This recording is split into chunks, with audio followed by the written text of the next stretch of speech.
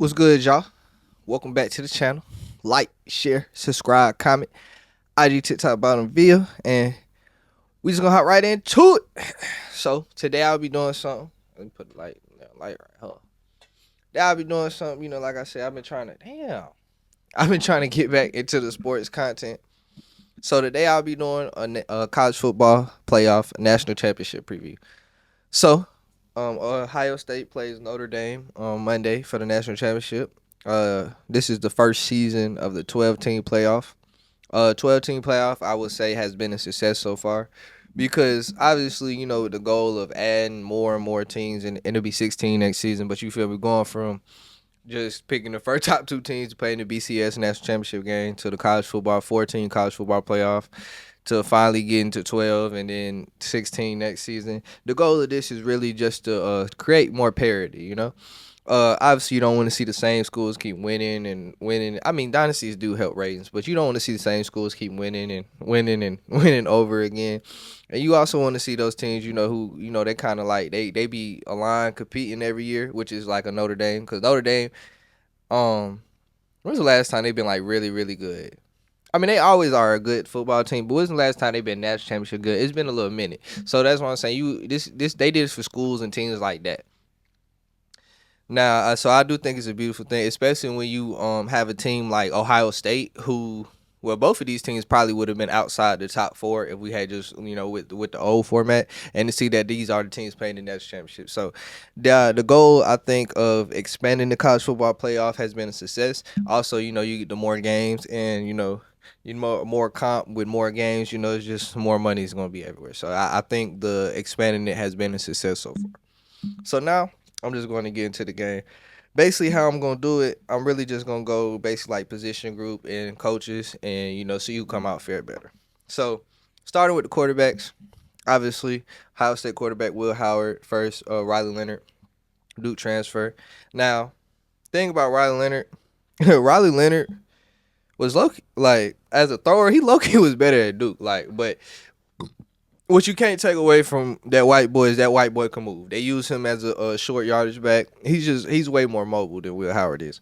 But what I have said about Will Howard and the fact that I've gotten to sit down and watch him more, because I ain't gonna lie, Ohio State playing at a lot of times at damn 12 o'clock against some random ass big team school like Nebraska. Like I ain't watching that shit. I ain't gonna cap to you. But the fact that they playing primetime games, and the more that I sit down and watch them, Will Howard he's a great thrower of the football. That is his attribute. Like that arm, he can sling that motherfucker. It's gonna get there. Like he's just a phenomenal thrower of the football. Now he might do some dumb shit here and there. He's not the most agile on his feet, but he is a great thrower of the football from times, especially when you have the weapons that he has. So in the quarterback department, I'm gonna give the very, very slight edge to Ohio State, and it's a very slight edge.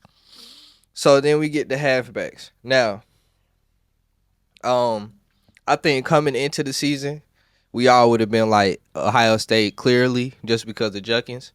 But the reason I'm here giving Ohio State the edge is just because they have a two-headed monster with Henderson and Juckins. Now, I honestly believe that Jeremiah Love might actually, at this point, I gotta watch some more film because he did sharing the ball, but I don't know. Jeremiah Love might be like the best player out of the three, or will be at least in a couple years. Because I didn't realize how young he was until I was like looking at stuff. I didn't realize he was like a freshman for real. So best or a sophomore. He was a freshman or a sophomore, but he young. Basically, was what I'm saying. But I gotta give it to Ohio State just because it's 2-against-1. Henderson is a great running back as well. Juckins is it's a two-headed monster though. Like it's not exactly like Sonics and Knuckles like David Montgomery and Jahmyr Gibbs, but I feel like they just do a lot. They both do a lot of stuff great at the running back position, so it just works out. But Jeremiah Love is a killer. Let's not forget that. But I just got to give Ohio State the edge because it's 2-against-1 for real. Far as wide receivers go, now this is probably the position group with the biggest gap between the teams. Obviously, now I ain't gonna lie, Notre Dame, they got a couple decent receivers. Damn, what's that nigga now? I'm blanking on his name. It's not. Is that the Penn State nigga? Hold on. What is that nigga name, bro? Hold on. Like I'm blanking on his name. I'm about to look it up, but I'm blanking on his name right now though. Jordan Faison. That's who I was thinking of. Now he's real good. Um, Besides that, if you watch the game, there's no really other receiver that stands out on film. But Ohio State has two elite college receivers. Now I don't know how good Obuka will be at the next level, but Jeremiah Smith is a demon, to say the least. Obviously, we seen the nigga play all season, but Jeremiah Smith, a lot of people say if he came out today, he'll be number one overall pick. His own cousin, Geno Smith, obviously an NFL quarterback who's been around the game all his life, said this is the greatest wide receiver prospect. He'll be the greatest wide receiver ever. That's what he said.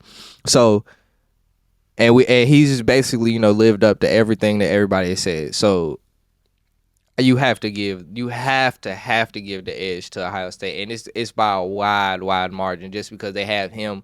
But because one, if you just had him, you probably beat them out because he's just that great of a player. But the fact you got him and another, at least probably like a second round NFL, third round NFL receiver, like they're both nice. Especially, and then Will Howard, like I said, he's been looking decent this past couple games. A couple of throws against Oregon, I was like, I ain't know he was built like that. Like that throw over in the middle, I guess it was cover two safeties, and I gotta look at the film, but this off the top of my head what it looked like.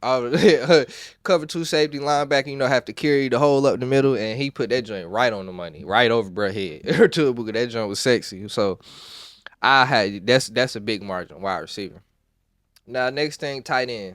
Tight end, Notre Dame. Let's not even get into it. Now, it's not even one of the OD special Notre Dame tight ends, but we all know Notre Dame is like a Iowa, and they're one of those schools. They just produce big white boys, agile white boys for some reason. Them big ass white boys that can catch the football and run routes. They just find them somewhere. They not exactly Iowa, because Iowa is a real tight end but they a close second. So we gotta go with that.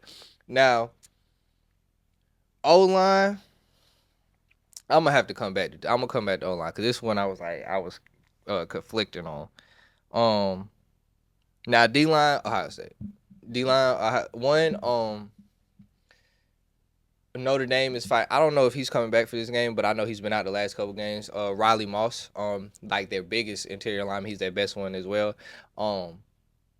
So if they don't have Riley Moss, it's really going to be an issue, especially fighting with the size of somebody's Ohio State line, because he is their biggest one. He already is not too big himself, but the fact that he's their biggest one and the niggas beside him is not that big as well, and he's hurt, so it's and we already know the kind of dogs Ohio State recruits. It's needing to be said, but we've seen them in other games just dominate the line of scrimmage with Tennessee, Oregon. We've seen them just flat out beat teams in damn near every phase of the game. So I definitely have to go with the D line here, especially with Notre Dame fighting a real key injury. Linebackers. I might have to say this might be a wash. Yeah, I ain't gonna lie, gang. So this is a position group wash. The linebackers wash. I just had to go. Neither they both, obviously they power 5 D1 linebackers. They're gonna be good power 4 now. D1 linebackers, they're gonna be good, but both of them don't really have a linebacker that's just gonna disrupt and cause the game to go one way or another. I feel like Ohio State D line is way more likely to do that than their linebacker core. DBs. DBs is also. I had to give it to Notre Dame. DB, okay, so Ohio State has the best DB in Caleb Downs, but Notre Dame has it's the 2-against-1 thing again. Notre Dame has a good corner, and what's the real good safety name? I'm bad with names. I'm sorry, y'all. They have a real good safety. I do remember that. What's the nigga name? I think Xavier Watts. I'm pretty sure that's the real good one. I think that's his name. Fuck, I gotta look him on the field, but yeah, I remember them having they got a real good corner and they got a real good safety. It's just the 2-against-1 thing. That's what. Yeah, it's David Watts. I had to look at him, but it's the 2-against-1 thing. Now I do think Downs is the better outright player, and Downs is probably going to end up being a very very special prospect. Coming from the safety position. So it is hard to rule how good he is, but it's just 2 against 1. So I just have to go with Notre Dame on that in their DB room. Now spin back to the O line. Um, this one's still tough. I'm not gonna lie. This might just have to be a wash. I might have to just watch this. I'm not really like. If I had to like predict, I ain't gonna lie. I might get a slight edge to Ohio State. It's hard. It's hard to like really like with O line play to pick up on some shit. So like I don't know. I just get this one. I give a wash. I say it's a wash. But coaching. Coaching at this point, I would say is a wash too. Ryan Day, I do feel like he has picked it up because I do feel like he was very, very, very much on the hot seat, especially after that loss to Michigan. But these 3 wins getting to the national championship definitely has saved his job. I do think his job is good whether he wins or loses this. I mean, he's favored by 8.5, which is kind of a big, kind of a big, big line, but. It is what it is, but yeah. So I do. Obviously, if he wins that championship, your job is safe.